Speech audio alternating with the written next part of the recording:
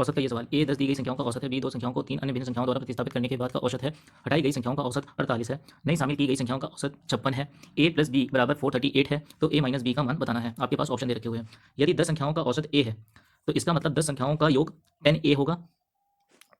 दो संख्याओं को हटाकर, ये दो संख्याएं कौन सी, उनका औसत दे रखा हुआ है 48 है, तो दो संख्याओं का योग आपको माइनस कर देना है क्योंकि हटाई गई हैं।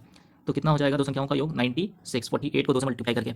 नई शामिल की गई संख्याओं का औसत 56 है, यानी 3 संख्याएं नई शामिल की गई हैं यानी आई हैं, तो इनको प्लस कर देंगे। इसका मतलब ये हो जाएगा 168।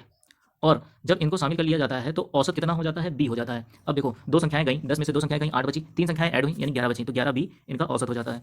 अब इनको जब माइनस करोगे तो आएगा 10a माइनस 11b बराबर हो जाएगा कितने के, -72। ये आपके पास एक इक्वेशन हो गई, a प्लस बी बराबर 438। तो यहाँ पे 11 का मल्टीप्लाई कर दो ताकि a की वैल्यू मिल जाए। तो यहाँ पे आ जाएगा 11a प्लस 11b बराबर कितना आ जाएगा, 11 8 88, 11 3 33, 41, 11 4 44, 48। अब आप इसमें माइनस करोगे तो आएगा 6, क्योंकि यहाँ पे -72 है इसलिए माइनस कर रहे हैं। और यहाँ पे आएगा 4, यहाँ पे आएगा 7, और यहाँ पे आएगा 4, और यहाँ पे आ जाएगा 21a, 21 2 जाएगा, फिर उसके बाद 6 टाइम जाएगा यानी 226। ये आई a की वैल्यू।